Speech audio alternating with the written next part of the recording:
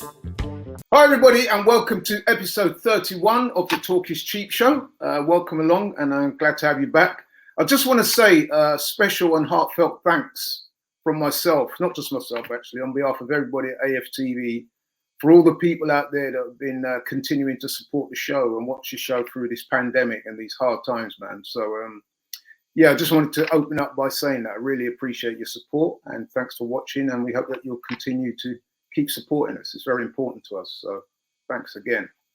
But hey, without any further ado, it's my great pleasure and honor to introduce my co-host, homie, big friend, Mr. Big C in the house. What are you saying, bro? Yes, brother. What's happening, man? You're not going to serenade us with a song this week? No song this week, man. No song. So how's things, bro? What are you up to? Yeah, everything good, man. Obviously, we went to the Black Lives Matter protest at the weekend in London. For real, man. For real. There's only one place to start. Only one place to start.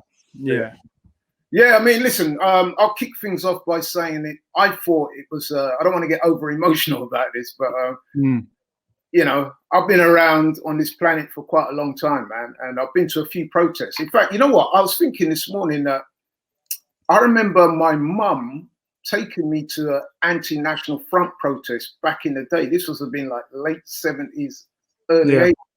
And I went with my mum of all people. It was at a local primary school. And she felt like a lot of the residents felt very affronted that the National Front were holding a march where they started off at no, it wasn't a march, it was a meeting. So she took me along. I was only young, very young at the time. So that's like my first memories of a sort of anti-racist protest that I went to. And I was thinking back, and I was thinking that Sunday was a momentous day, man. I actually felt like I was part of a history-making event. The amount of people that was there, man, it was overwhelming. People from all races, colours, creeds, all ages. You know what I mean? Male, female, gay, straight. It was an amazing day. It was almost like a Notting Hill carnival, but without the music and the floats. You know what I mean? Yeah, exactly. But even though the atmosphere was convivial and everybody was in the right spirit, there was always that element attached to it that you felt like you were belonging to something. Historical. So yeah, man, exactly. Good to be there and great to see yourself there as well. I mean, we had our masks on. We tried to adhere to the social distancing, although that was very difficult given the many, many thousands of people that was there. So yeah, exactly. What was your thoughts on it? Yeah, it's something that's necessary, man. You know, we know that there needs to be a change, and you know, I want my kids to have a better future and more unity in the world, man. So it has to be done. There has to be a change. Everything we saw anyway was peaceful. The people were together, and you know, it felt very unique being there, man. I had to show my face there because it's something I feel strongly about. Yeah, myself too, man. I mean, it's interesting. We got some people in the comments last week saying some very sideways stuff, man. You know what I mean? I can't understand it because it comes down to right and wrong. You're either on the right side of history or you're on the wrong side. You know what I mean? Forget about how you would normally conduct yourself in these matters. If you saw that video, and I don't like to harp back on these things too much, but if you saw that video, you cannot fail as a human being of decency and integrity to be affronted by that. And then obviously that begs the questions after about how you go about tackling things.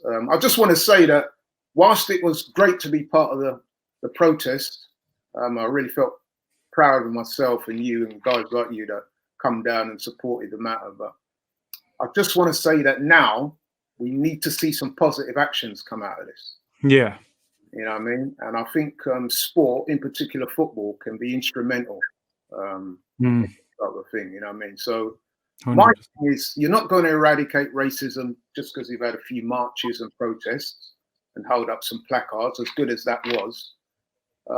That's just the first step in a series of actions that need to be incorporated now. You know what I mean? So what I want to see, and I'm sure you're the same, is that we want to see going forward positive steps. You know what I mean? Yeah. Never going to fully eradicate racism. I don't think that's possible. No. However, what you can do is make racism, especially in football, zero tolerance. You can implement measures that, punish people that perpetrate racism, come down on them hard, let them know that there's zero tolerance. You know what I mean? Yeah. And then moving on from that, we need to see more diversity in the hierarchical levels of the game, man. Coaches, managers in the boardroom, things like that. We need to see. So yeah, for real. I'm sure you would agree with me on that, man. So we need actions, not just apologies. You know what I mean? Yeah, that's it. And it's funny because race is always that elephant in the room. But a lot of people, for whatever reason, don't always feel comfortable in talking about. And I'm talking black and white and Asian, everybody. A lot of people who, for whatever reason, they're a little bit uncomfortable in not talking about it. So what I'm hopeful for going forward is that people will air their views. You know what I mean? There might even be some uncomfortable conversations to be had. But nevertheless, these conversations do need to take place. And we need to find a way of moving forward together. Yeah, definitely, man. To me, it's a respect thing, isn't it? It's not a like thing. We're not, as black people, and I'm sure you share the same view because we've spoken about this before, you're not necessarily asking for people to like and love you. That's not always possible. You know what I mean? People will be people. What we're asking for is to be respected and to be treated equitably across the of course. That's it, man. Yeah, man. I'll leave that there. I don't want to be preaching. We've got things to talk about, man. But open up the show by talking about one of our regular features, which is the Project Restart, man. So it would appear that all systems are go. Yeah. All the players are back in training. There's been another round of tests. And I think I'm right in saying that in the latest round of tests, there was no positive test for COVID, which is amazing. Brilliant. So clearly those lab rat experiments seem to have worked. You know what I mean?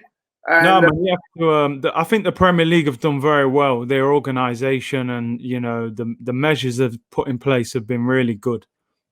Yeah, and indeed, I think the Premier League bosses are meeting today to discuss some further measures they look to introduce, like some protocols concerning match day and stuff like that. I think they're going to allow up to 300 people to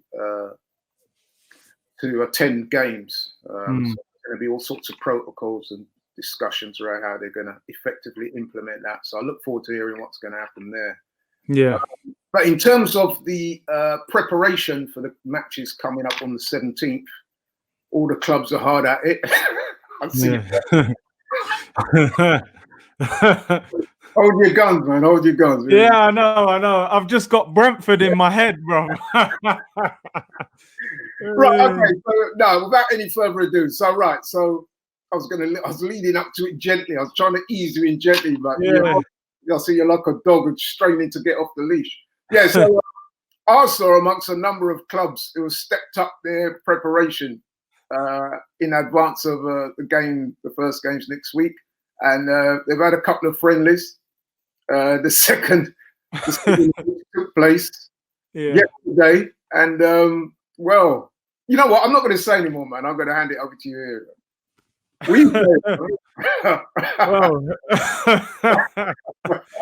The thing was, they started the day so well, they put out all them pictures with all the T-shirts on, showed so much unity and that, and then they went on the pitch and, they did their best impression at social distancing because our defense stayed away from all of their attacking players because, oh, man, I mean... Okay. So for those who don't know, we had a friendly against Brentford yesterday at the Emirates, and unbelievably, we managed to lose a friendly 3-2. So, I mean, wow, man. I mean, you know what was funny, though, is because I remember I was communicating with you, because obviously the game wasn't live or anything like that. So you're literally having to go on social media to try and find out the score. And it was amazing because I don't know if it was the shock of it, but there was differing stories going around about the result, wasn't there? Yeah. I was hearing that at one point. I was hearing that we were 5-1 up. I mean, so like when it transpired after that we were losing and that we'd lost, I could not believe it.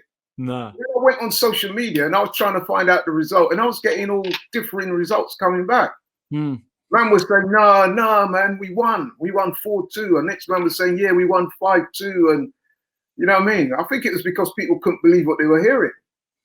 I mean, like you said off camera, the Arsenal Twitter page was very slow at revealing the actual score. I think they thought, you know what, we're going to get a backlash at this.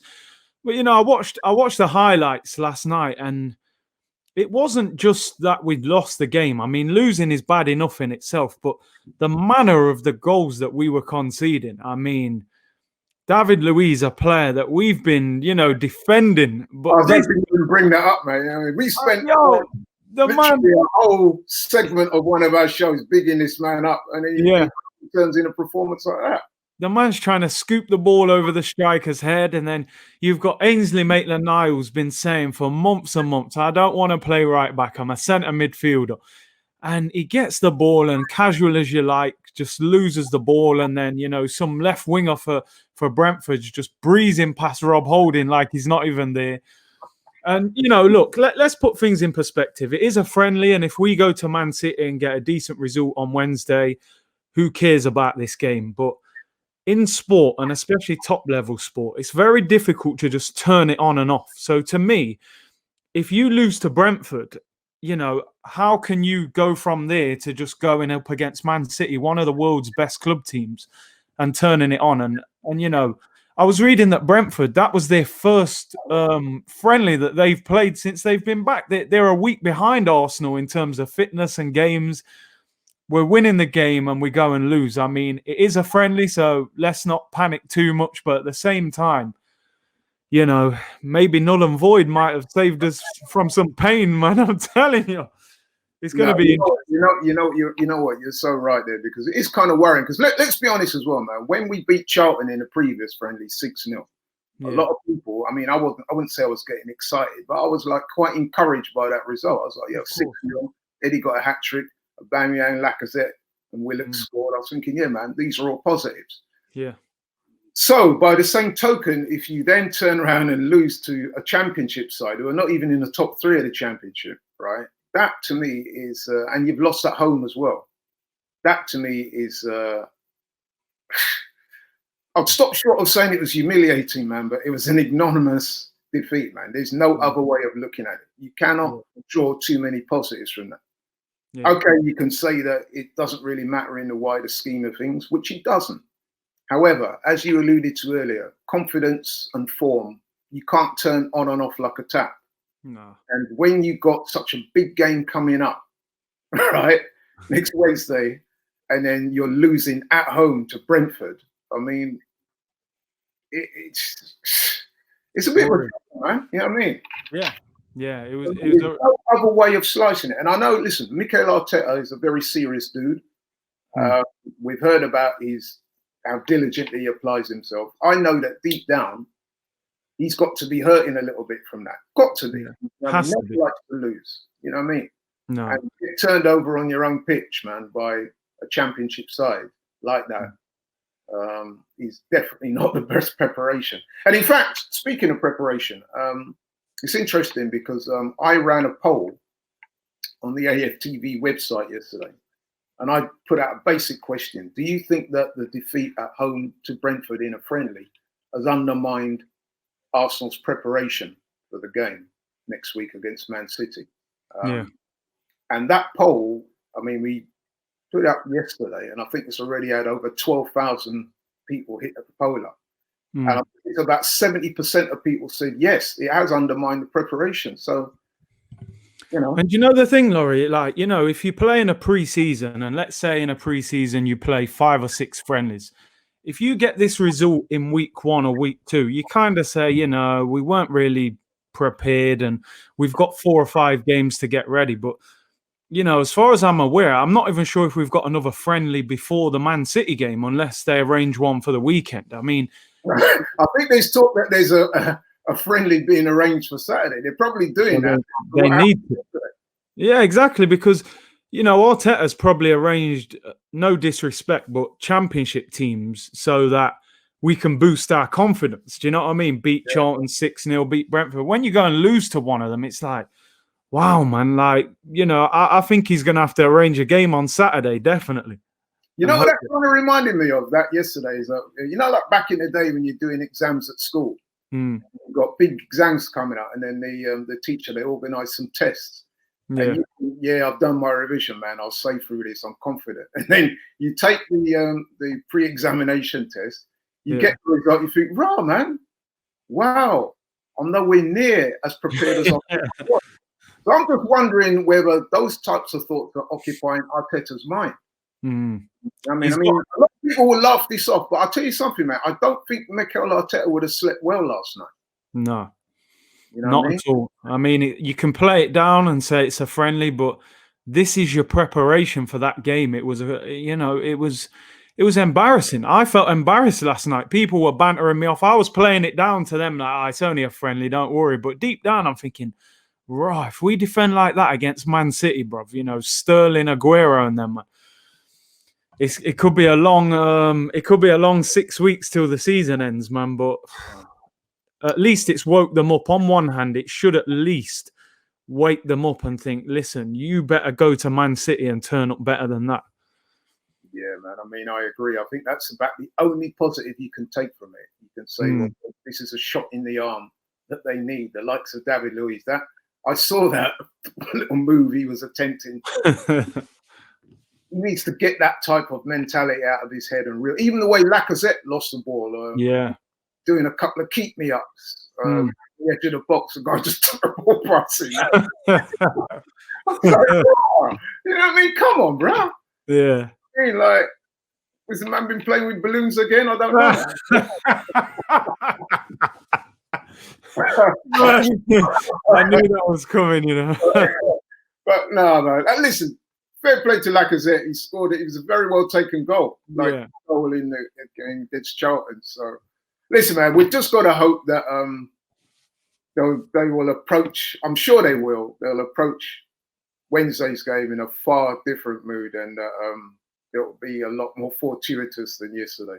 Which moves us nicely on, man, to the next feature. We've finally got our Ops of the Week back. Finally, man. I didn't think I'd be saying that for some time, man, but it's here. So we roll smoothly on. The real thing, man. Yeah. Next Wednesday, 8:15.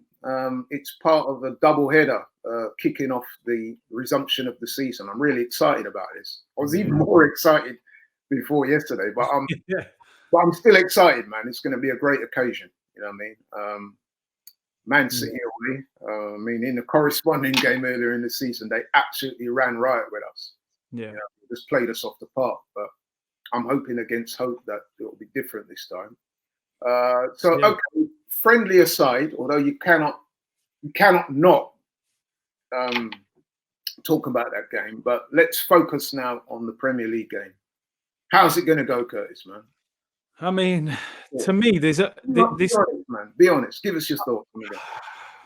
I mean, look, there's two ways this game can go. I think either City just demolishes, or we can go there, be disciplined, make it difficult for them, and hit them on the counter-attack, which is how I think we need to play. It's almost a free hit, because I think if you ask 90% of people, they would say that Man City will beat us. So we need to go there and kind of think, you know what? Let's go for it. Let's try and beat them. As we were saying before, Manchester City's league season doesn't hold too much value at the moment. They're not going to win the title. They're pretty much secure in the top four. I think Pep's main focus will be on the Champions League, although he will not want to lose against his old assistant manager. So in that sense, he's not going to take it easy. We've just got to hope that we catch Man City on a little bit of an off day. And if we were leading into this game after beating Charlton 6-0, maybe we would have been a little bit complacent. So, the only thing about the Brentford game, it's got to be a wake-up call that, listen, if you're losing to Brentford, you're about to play a whole other next opposition on Wednesday. These are an elite football team. So the one thing I think Man City lack is pace at centre-back, and I think we've got a lot of pace in our attack. I'd love to see Martinelli, Aubameyang, Pepe, those guys really running at Man City's defence. So let's go there, have a go at them, and let's see what we can do. We're capable of beating them if we play well, but if not, it could be a difficult night. Okay, give us your thoughts on like a starting 11, if you can. Take us through what you think What would be your starting 11 if you're Mikel Arteta going up to City next week? My 11 would be I play Leno in goal. I'd play a back four. If Cedric is fit, which I'm not sure if he is match fit or not. If Cedric is match fit, I would play him at right back. I would give him his chance. You know, we've seen Bellerin enough times. We know what his level is now. We brought Cedric in. Give him a chance. Play Tierney at left back if he's match fit as well. You know, we bought him for a decent value, so let's see what he's about. I would play Pablo Mari and David Luiz at centre back. I know Mustafi's had a decent run, but again, for me, he's not the answer. I would try and move him on. So, you know, I want to see what Pablo Mari's about. Midfield, I would go with Torreira, Ceballos and Joe Willock because I think you need energy against Man City's midfield.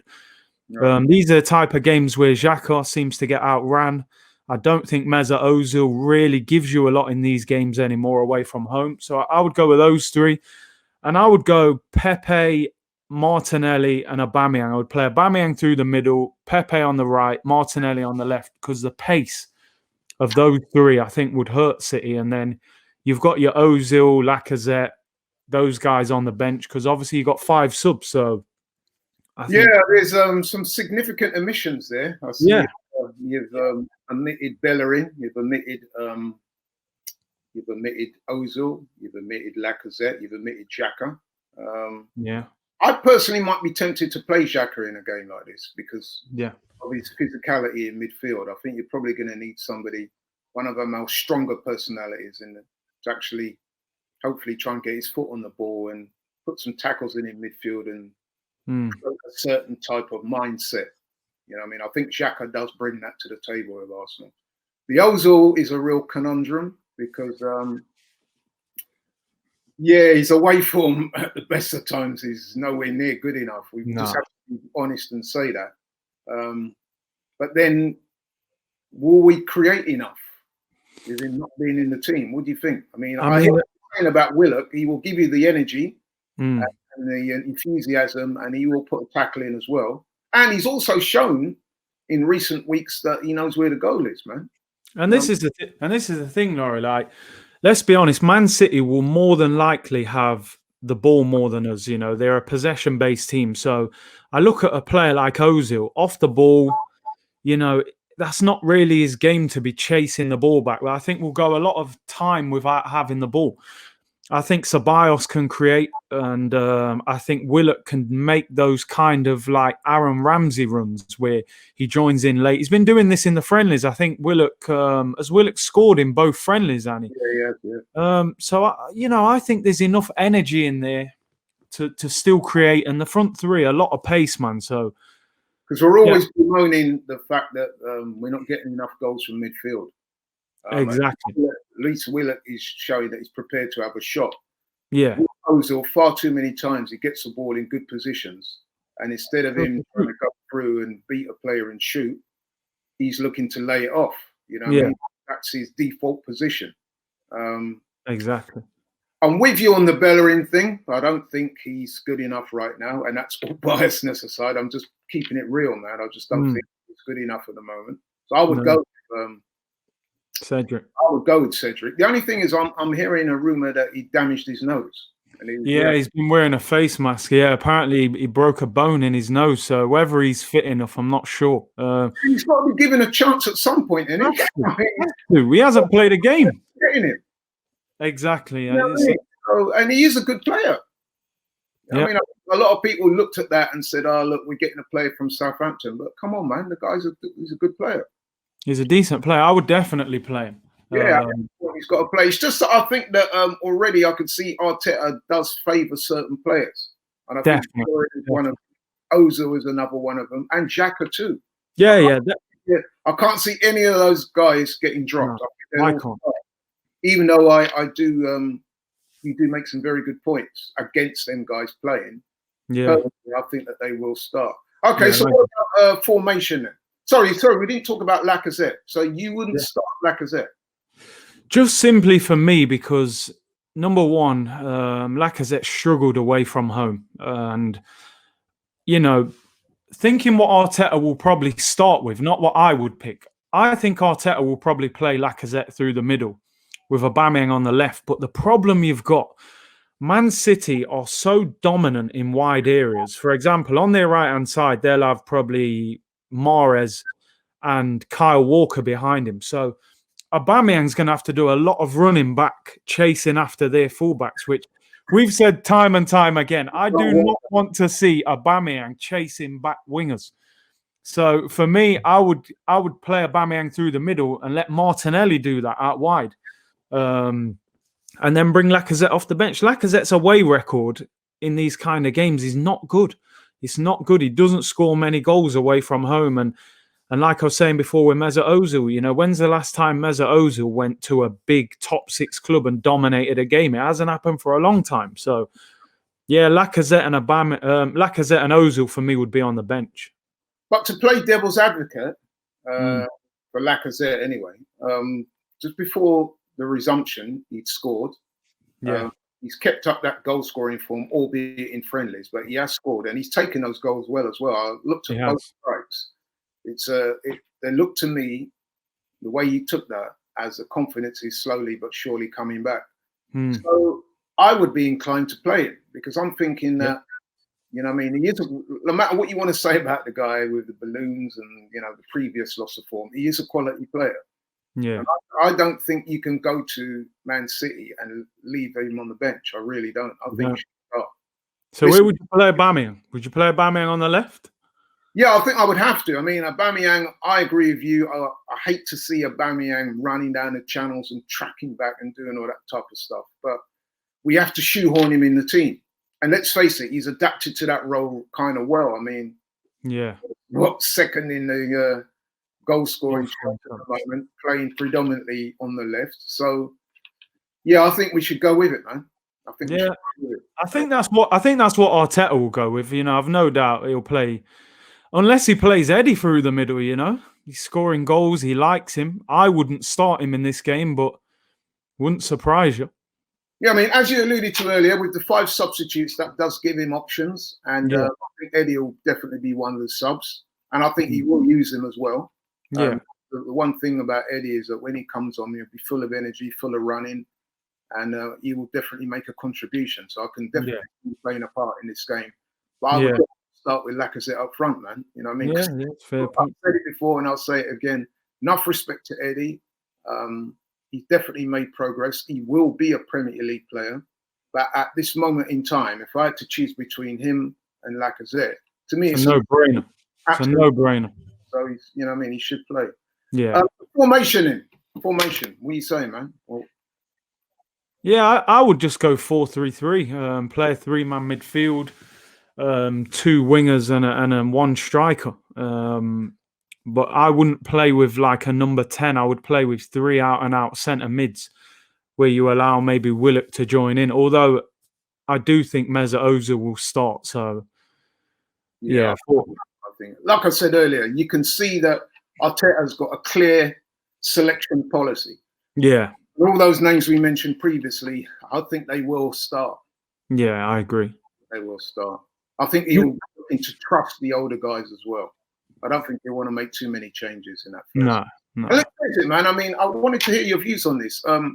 He does have a slight advantage insofar as he knows exactly how City will set up, doesn't he? Yeah. He'll have an idea for sure. Listen, I'm sure Pep will also make a few adjustments to try and throw him off. But he will know the mindset of Pep. He will know those players inside and out. I'm sure he would have had the Arsenal team sat down, you know what I mean, and given them presentations on the strengths and weaknesses of all the City players.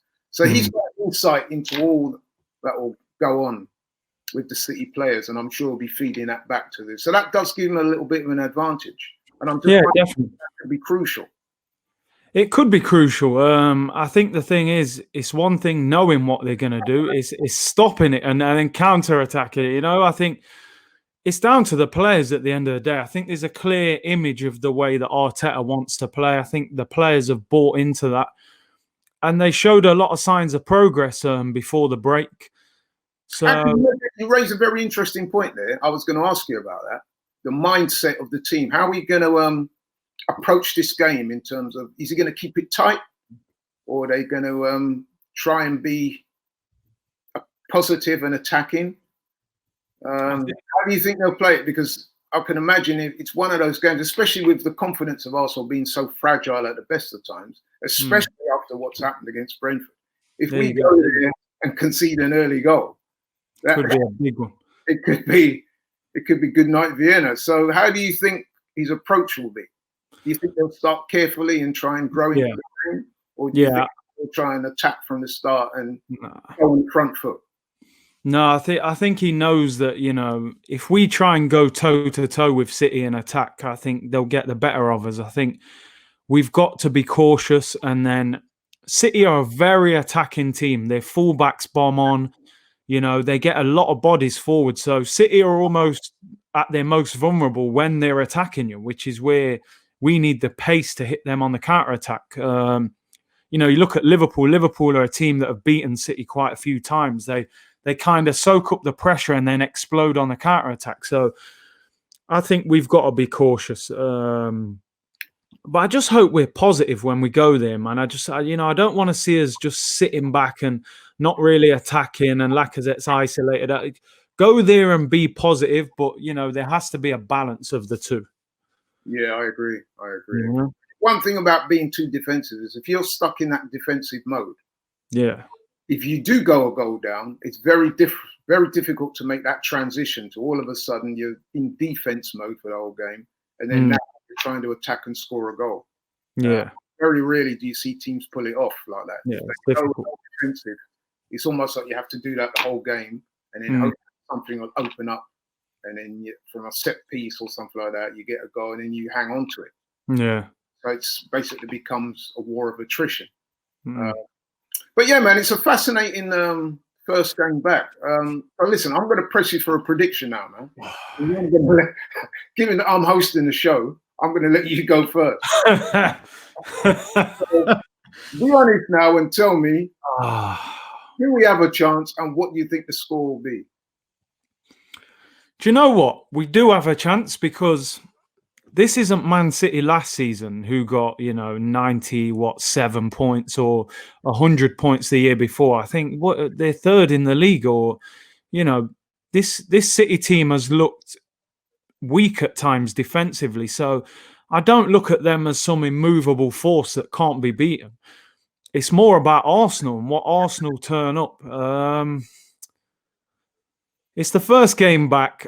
I'm going to try and be positive. I'm going to go for 1-1. I'm going to go for 1-1. I don't wholeheartedly believe this, but I'm trying to be positive, and I'll go for a 1-1 draw. Right, yeah. You know what? I was of the same mindset, you know what I mean? And I'll tell you why. Because I think that, to me, this is a big game for Mikel Arteta. He's going back to City, his first game as manager. Now, he knows the players inside out. As we've said many times before, he's a diligent operator. I'm sure he would have done his due process, analysing all the players, feeding back to the Arsenal players on the strengths and weaknesses of the City team. And like you said before, it's easier said than done. But I do think that he will come up with a game plan that will get us across the line. When I say get us across the line, I'm going for a draw, 1-1 or 2-2. Actually, you know what? Maybe even 2-2. I could see us maybe even going ahead a couple of times and then City clawing it back and then us hanging on at the end and coming away with a creditable draw. So, yeah, I'm going to try to be positive. Yeah. Take the Brentford result out of my thinking for a minute. Yeah. I'm trying to be positive, man. I'm thinking a draw. Yeah. And I think that once we get a draw, that might set us up for the rest of the season. Because listen, there's still a lot to play for. And I think that is one of the reasons why as well I'm hedging towards a draw. Because listen, ultimately, we've got a lot more to play for than City do. Yeah. And I think in a game like this will count for a lot. Of course, City won't want to lose. Pep especially won't want to lose to his assistant. You know what I mean? His former assistant. But at the same time, man, every game now for us till the end of the season is like a cup final. Yeah. And I think that we will banish the ghost of that horrible result against Brentford. And we'll come away with a creditable draw. And then people will be turning around to the likes of me and you and saying, oh, look, you're getting all hyped up about the loss against Brentford. Now what? this is a master stroke by Arteta. So let's hope so. I don't mind that. You know what I mean? But yeah, listen, thanks for that, man. So moving on then, another one of our regular features is the Player Watch, which for those people who watch the show but haven't watched us recently, is I've drawn up a random list of Arsenal players that have been in the news last week for whatever reason, and I'm going to call out their name and ask Curtis to give his opinion. It's a random list. It's not in any order. It's just literally the guys that have been in the news in the last week. So we'll start off with the one we usually start off with, Aubameyang. Yet more conjecture. Another week, more conjecture about his contract. It does seem that there is some light at the end of the tunnel now, doesn't it? It's looking like, to all intents and purposes, that he might stay at least for one more year. There seems to be the talk. And that could be dictated by the fact that the clubs that were previously interested might have to shy away because of the vast amounts of money involved. So that's limiting his options. And last week we spoke about the possibility of Chelsea coming in for Aubameyang again. But we now know that they're close to signing. Is it Timo Werner and Kai Havertz? Yeah. So that would seem to rule them out as far as Aubameyang's concerned. So that lessens his options, which is a good thing, I would say, for us. What are you saying about that, bro? I mean, yeah, if we hang on to him, it's a good thing. I think it's more a case of the teams that he could have possibly gone to, they can't make it happen for him. So, but I think if the club really want to keep him, they need to put the money on the table, because I think if we can get in the Champions League next year, there's still a chance of him signing a new deal next year. But I think keeping him is vital, because we need to build our team around him. There's no way we can afford to lose him. Absolutely, yeah. And I think, like we said last week, man, the owner needs to get his hand in his pocket, man, and bankroll this deal, because it's crucial to the development of the club. You know, we absolutely need him, man. He's got to play, no doubt about it. Yeah, right, this one then. This one came out like a shot out of the blue, and I know we spoke about it previously. Thiago Silva. The back is that PSG are not going to offer him an extension of his contract. So there's talk of him obviously moving away. And then there's the other situation with French football as well. So it's looking like he wants to get out of Dodge. And Arsenal are amongst a number of clubs. I was quite surprised, actually, the long list of clubs that he's been linked with, given his age and so forth. But he must still be a quality player. But Thiago Silva, I mean, I've got to say, put my cards on the table. Not for me, mate. No. For me.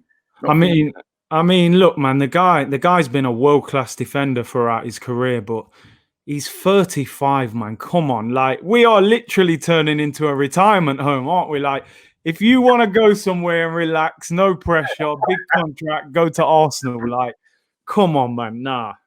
3 or 4 years ago, maybe, but not now. The man's been chilling in the French league for years. You know, PSG aren't going to let him go if he's still that good. In the French league, he's also playing for by far the best team. So it's not like you know, getting routinely tested on a week-to-week basis. Yeah. You know what I mean? The man could basically unfold a deck chair in that defence, man, and knowing that they're going to win every game. Exactly. Nah, Thiago Silva's a big no-no. It's just not... It's not that time. I'm going to take it further and say, a bit like you, I was actually disappointed they were even linked with a guy like this.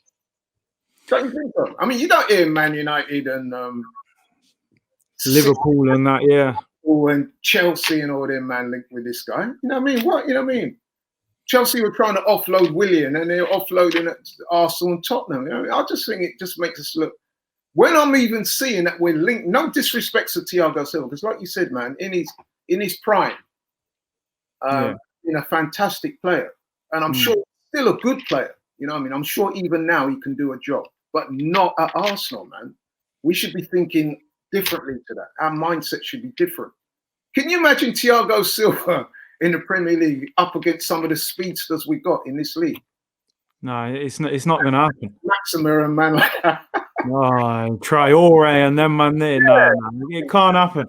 He won't know what day it is, bruv. I mean, like you said, he could still do a job, but come on. he could do a job for a certain level of club. And again, I'm not trying to be disrespectful. I'm just keeping it 100. He could do a job for a team in the Premier League at a certain level with a certain amount of games. I don't think he'd even be a regular starter. You know what I mean? But at 35 years old, way past his prime, I mean, coming into a team like Arsenal already, that's already got defensive issues. I mean, you're talking about David Luiz and that being too old and Aubameyang at 30, 31. And you're gonna sign a 35-year-old. I mean, no, man, no. Like I said, I was disappointed that we were even linked with him because to me, it just shows a lack of ambition. So I'm just thinking that story is fake news. Let's hope so. Let's hope so. Yeah. Stay away from that one. Right, Kieran Tierney, man. There's going around about him. The backstory to that is that it would appear that Leicester are likely to lose Ben Chilwell at some point. So, given his previous association with Kieran Tierney, because they were together at Celtic, Brendan Rodgers, the manager of Leicester, so there was talk he might be pursuing Kieran Tierney, and that might be, given Kieran Tierney's injury record, that Arsenal might be prepared to let him go. But I must admit, I was very sceptical about this because I've been following the events at Arsenal during the pandemic, and one of the stories I reported previously was that Mikel Arteta developed quite a close relationship with Tierney, and he was on. In fact, he'd even come out and said, hadn't he, that he was excited to work with him back in training, and I mean, he's got the potential to do big things. So I can't for the life of me see why he would say all that, and then move into a position where you're wanting to sell him to Leicester, unless, of course, that old elephant in the room, money, is playing a part, and someone's Sanelli or one of them man saying, "Listen, boy, we could get a change by letting Tierney go." But I won't allow that. I can't for the life of me allowing that to happen under Arteta. No. He would be. I wouldn't like to see that deal happen. I don't think it will happen either. Tierney, we spent the whole summer pursuing this guy. We got him at a decent price. He's a good age. We haven't even seen enough of him on the pitch to know how good he is. I know he's had injuries, but he's fit now. Playing under Arteta, I think, will be a better manager for him to play for than Emery. No, not for 1 second do I want to see Tierney leave. I think he'll be at Arsenal for a while. Yeah, absolutely. And the irony of it is that Tierney is a young guy in his prime. We haven't even seen him. Yeah, exactly. Fully develop at Arsenal yet, and there's people talking about Thiago Silva. Tierney's the type of guy that we should be talking about, building the club around guys like that. Exactly. Not a man who, on the other end of 35, we should be focusing on developing the young players. So listen, man, I agree. I don't think that's going to happen. No. I think it's just speculation. I'm actually looking forward to watching Tierney play. The time I have seen him, he's looked good. He's far from the finished article, but I'm looking to see how he develops at Arsenal. So yeah. Right, the Thomas Partey, that's another one like the Aubameyang. That's on a weekly basis. That never seems to go away. The latest is the player himself. He seems to be angling towards forcing the club to sort his situation out, and he's expressed a preference for Arsenal. So evidently, as his family, his dad's come out and said a few things on Twitter that have got Arsenal fans excited. So I just wanted to know your thoughts on that. I mean, me personally, I would love to see Partey at the club. He's exactly the type of player that we need.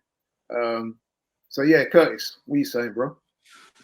I mean, if this deal is possible, because he's still got a release clause in his contract, then Arsenal need to get this deal done, because you're not often going to find a player of this quality at that age with a release clause. They're saying around £45 million. He is exactly the type of midfielder we need. I'm reading that Atletico Madrid are in a lot of debt. They built a new stadium. Apparently, they're not interested in swap deals. They want cash. So if this deal doesn't happen, we know that it's because Arsenal don't want to pay the money for him, or they can't afford it. So they've got to get this done. This should be our marquee signing of the summer, in my opinion. I would go all out for that. Even if you don't get other players, get this deal done. And it seems like he wants to do the deal as well. Partey has said openly he wants to play in the Premier League. Yeah, I'm with you on that, man. I mean, like you said, we need to get this deal done. It's more than just getting the deal done. It's also making a statement as to where the club are and how to see their future. Are we progressive? You know what I mean? A deal like this, all the portents are there. It should happen. It should. This is where somebody like Kroenke should step in and make this kind of thing happen and say, listen, Mikel, you desire the player. You've convinced me that he's going to be good for the team. He's exactly what we want. Okay, it's going to cost me a few quid, but I'll put my hands in my pockets and I will personally help you get this over the line. You know what I mean? This that's what you should be doing. Are two no-brainers that should happen. And I'm disappointed, actually, that the likes of me and you are still here, you know, in the season about 2 weeks, and we're still talking about it. This should have been done. A bit like the Timo Werner at Chelsea. Done deal. That's how this should have been handled, man. You know what I mean? Yeah. Even Saka, you know, young boy Saka, you know, why has he not signed the deal yet? What are they waiting for? Yeah, you know what I mean? You've got to put an extra note on the check. Do it, man. It's in the long interest of the club. Exactly. I was going to talk about Saka, but you've preempted that in a very good way. So, yeah. Moving on then to this is a player that excites me, actually. William Saliba. Now, for those of you who don't know out there, there was a poll conducted on French Twitter last week. And they said that William Saliba won the poll as the most exciting young French talent, which kind of encouraged me a great deal, given that, you know, we're hearing a lot of good things about him. Okay, we bought him, went out on loan to Citeh, and apparently he was outstanding in the French league before it shut down. So when I came across this news, I thought, wow, I've got to let the people know, and I've got to ask Curtis what he thinks. So what are you saying about that, bro? Did you know about that? And I saw that. I've seen a bit of him play this season. I would add on that as well that he won that poll by quite some distance. Yeah. I mean, he looks a real talent. I think they compare him to Varane at Real Madrid. They say he's in a similar mold to that. I'm excited to see him join next season. What I will say, Arsenal fans, you know, don't put all your hopes on him at the same time. You know, he's a teenager coming from a different league. Our defense isn't the best of defenses, so it's very difficult for a young player to come in and just solve all our problems. We need to fix what's around him and in front of him, which is why I think the Partey deal is so important. But yeah, Saliba, I'm excited. I think Arsenal got a real gem there. I think they did good business buying him the year before and letting him start on loan in order to get the deal done. I'm excited to see him come in. You know, he looks mobile, quick, tall, young. He's hungry. They're the kind of players we need to be signing. Like you said, we don't need, you know, Thiago Silva, probably old enough to be Saliba's dad. You know what I mean? You know what I'm saying? So, yeah, I'm happy with this signing, man. Yeah, man. I mean, listen, I couldn't agree more. Those attributes that you mentioned previously, apparently the guy is very quick, real athlete. Apparently he's always a student of the game, very quick learner. His mentality is good. I mean, he ticks all the boxes, man. Yeah, man. This is the type of signing that we need to see more of at Arsenal. I mean, getting rid of all these older guys, you know what I mean? Listen, I'm not against older guys per se. Come on, man. You know what I mean? Young guys like this, the ones that are going to be the future. So we should, you know, we need more guys like this at the club. Yeah, so I'm excited to see this guy play. A young guy that could be going the other way, Mavropanos, Arsenal defender. He's been out on loan to Nuremberg in the Bundesliga. Apparently he's done well there. So much so that it's Nuremberg want to keep him. And there's a few other Bundesliga clubs that are showing an interest in him as well. So what was your thoughts on that? Are you having second thoughts? Because I know previously you and him was one of those that we should let go. So for me, I think I'm glad he's done well in Germany, but you know, depending on what price they're talking about, if you can get, I don't know, 10, well, maybe 15 million pounds for him, something around there. Optimistic, but yeah. Well, yeah, maybe, but you know, if we could get decent value for him, I'd let him go personally. I've never been fully convinced by him. I remember I've seen the odd decent performance from him, but you know, he gets a lot of injuries. He's been at the club for a few years, hasn't really broke into the team. I just think move him on. If you can get decent value, a sell-on clause as well, you know, we need to clear the deck this summer. You know, players need to be moved on who aren't doing nothing at the club. And to me, I would let him go personally. Yeah, I wouldn't disagree with you there. Listen, we're all made up for him that he's doing well where he is now. Fair play. He seems to have turned his fortunes around. He's indicated that he would welcome staying in Germany.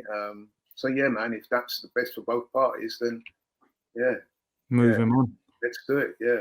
Talking about that as well, a player that has found better fortune abroad and seems like he wants to stay. Mkhitaryan. He's come out and said that he would like to not just extend his stay at Roma, he would like to make the move permanent. Yeah. Put my cards on the table and say, absolutely no problem with that, bro. You know, you want to stay. You know what I would say though, and I think I've said this before, so I don't want to keep repeating myself, but I will say it very briefly, is that I'm disappointed with Mkhitaryan for the simple fact that I remember watching him when he was playing for Dortmund, and I just think, wow, quality player, man. Yeah. See him coming to Arsenal and enhancing us as a team. So when we actually were linked with him and got him, I was actually quite excited. Yeah. But it's just not worked for him. I think he's one of those players in the mould that, as well, given his performances with Man United as well, that the Premier League is just not suited for him. You know what I mean?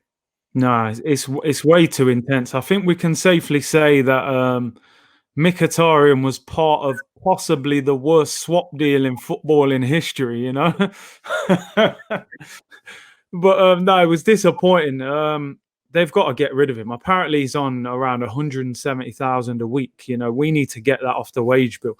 He's done well in Italy. I think the Roma manager said that he wants to keep him. So get that deal done, get him out the door, man. You know, and let's move on. Yeah, I think Mkhitaryan's a prime example of players that are not right for certain clubs or certain leagues. You know what I mean? Yeah. Standing at Dortmund, he's doing well at Roma. He's a very good player. No one can deny that. Army international, some repute as well.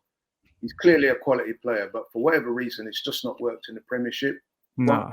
First or last that's happened to. He wants to move on, and so should we. So yeah, 100. Okay, then. So we are coming to the end of the show. I'm pleased to report that there's no lurid stories of footballers behaving badly this week. Things like all the players now. I think once they got that target date of the 17th of June fixed in their heads, I think that kind of motivated everybody to stay on track and say, listen, man, calm down now, innit? Calm down. We've got to get it. You know what I mean? Got to get back to some kind of normalcy. They've done that. So fair to play to the players for that. No more lurid stories, which is good. So like I said earlier, full steam ahead. Yeah, man. For the 17th, which we're looking forward to. So yeah, man. It's close show time. Is there anything you want to say before we go? No, man. Just what's tell the people where they can find you. Yeah, check out the channel, Curtis Shaw TV. Lots of content going out on there. Everyone stay safe, and Black Lives Matter, man. Absolutely, man. Absolutely. And we say Black Lives Matter not because we don't think all lives matter. We're saying it because hitherto Black lives have not seemed to have mattered as much to some people as it should. So that is the Black Lives Matter concept. Yeah. Anyway, good place and way to leave that. Thanks for watching, everybody. As I said earlier, thanks for your support throughout this whole pandemic. We really appreciate it. We hope you keep watching. Message us your comments on today's show. What do you think of that defeat to Brentford? Do you think it's severely undermined Arsenal's preparations for the City game, or do you think it's nothing to get too worried about? And at the end of the day, it's the game on Wednesday which counts. Let us know also what you thought about our analysis of the players that we discussed in the Player Watch. Is there anything there you disagree with us about? Let us know, man. Keep the show interactive. Thanks for watching, and we look forward to seeing you next week. I'm out. One. Football is back. Back again, yeah? AFTV will be bringing you comprehensive coverage of every game from now until the end of the season. Football's #1 narcissist is back. AFTV, back again.